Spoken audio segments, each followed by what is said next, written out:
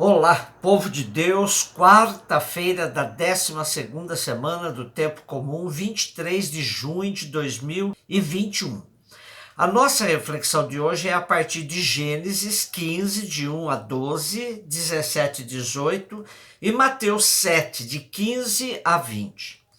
Naqueles dias o Senhor falou a Abraão dizendo: Não temas, Abraão, eu sou o teu protetor e tua recompensa será muito grande. E Abraão respondeu: Senhor, que me darás? Eu me vou desta vida sem filhos, e o herdeiro de minha casa será Eliezer de Damasco. E acrescentou: Como não me deste descendência, um servo nascido em minha casa será meu herdeiro. Então o Senhor falou-lhe nesses termos: O teu herdeiro não será esse, mas um dos teus descendentes é que será o herdeiro. E conduziu-o para fora, disse-lhe: Olha para o céu, conta as estrelas, se fores capaz. E acrescentou: Assim será a tua descendência.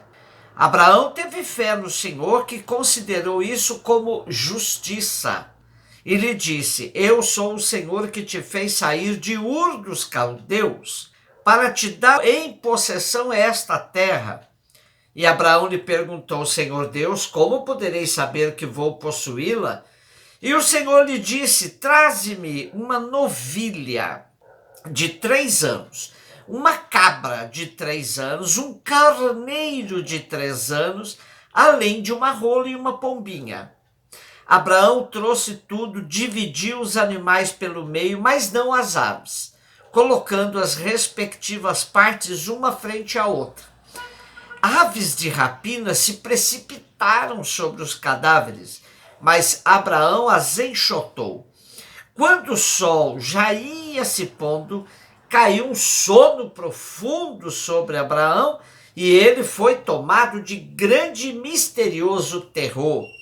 Quando o sol se pôs e escureceu, apareceu um braseiro fumegante, uma tocha de fogo que passaram por entre os animais divididos.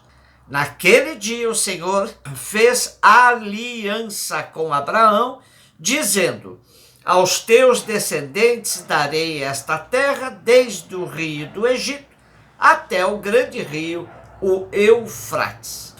Continuamos a ler perícopes que narram pequenas histórias envolvendo Abraão.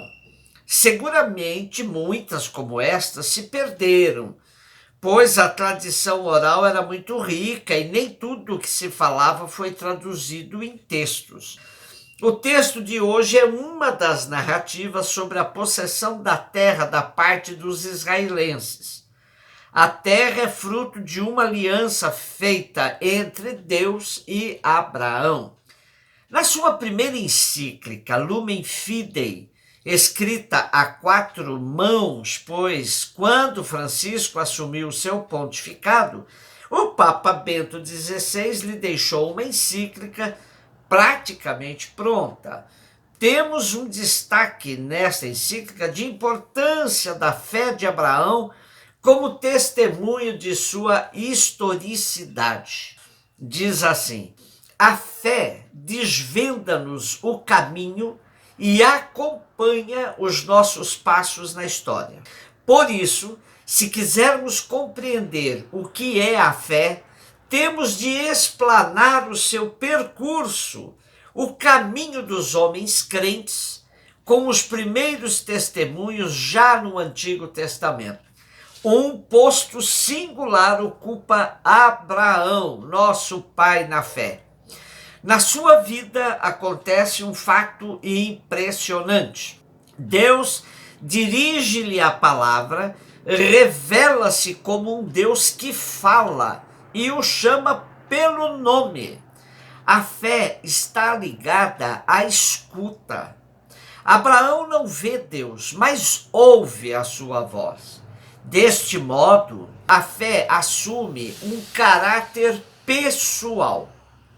O Senhor não é o Deus de um lugar, nem mesmo Deus vinculado a um tempo sagrado específico, mas o Deus de uma pessoa, concretamente o Deus de Abraão, Isaque, Jacó, capaz de entrar em contato com o homem e estabelecer com ele uma aliança.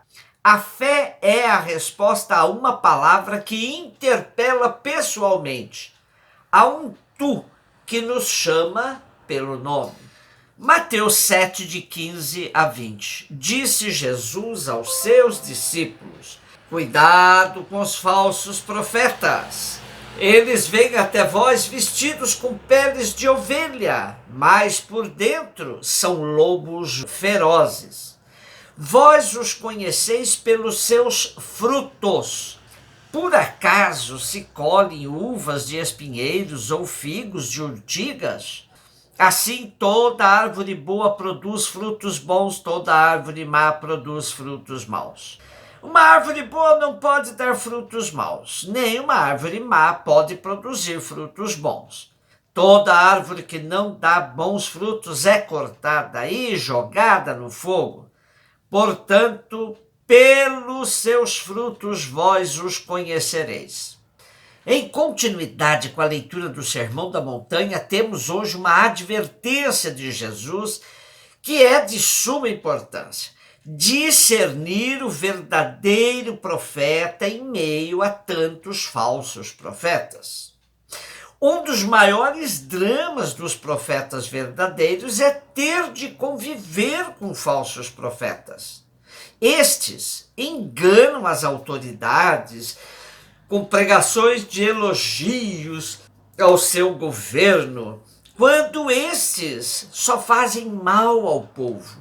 O profeta Elias, por exemplo, enfrentou os profetas de Baal, que estavam a serviço da rainha Jezabel, que perseguia e queria matar Elias. Num só enfrentamento, Elias derrotou 500 profetas de Baal. Os maus profetas são sempre mais numerosos. Eles se fartam nas mesas dos poderosos, se aproveitam das regalias que os poderes lhes dão em troca de boas palavras sobre suas condutas. Jesus chama a atenção para não nos deixarmos levar pelas aparências, pois os falsos profetas são lobos travestidos de ovelhas. Eles sempre têm um forte apelo sedutor, que exige cautela e prudência frente às suas profecias.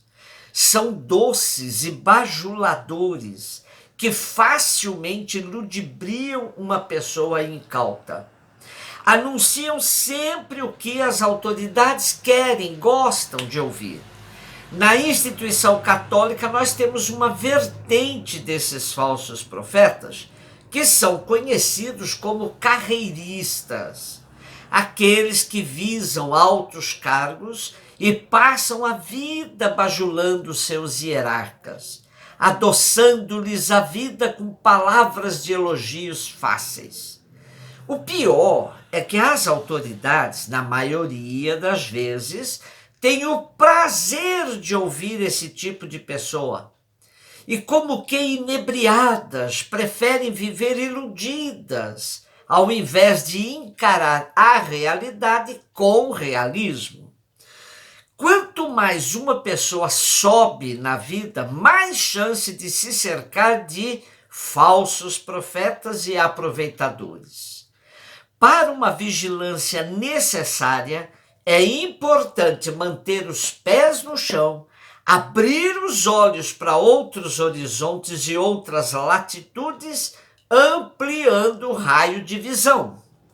Jesus também nos alerta para não sermos precipitados nos julgamentos, pois aquele que se adianta chupa fruta azeda, não teve a paciência para o discernimento, para experimentar a qualidade do fruto e perceber se este vem de uma boa árvore.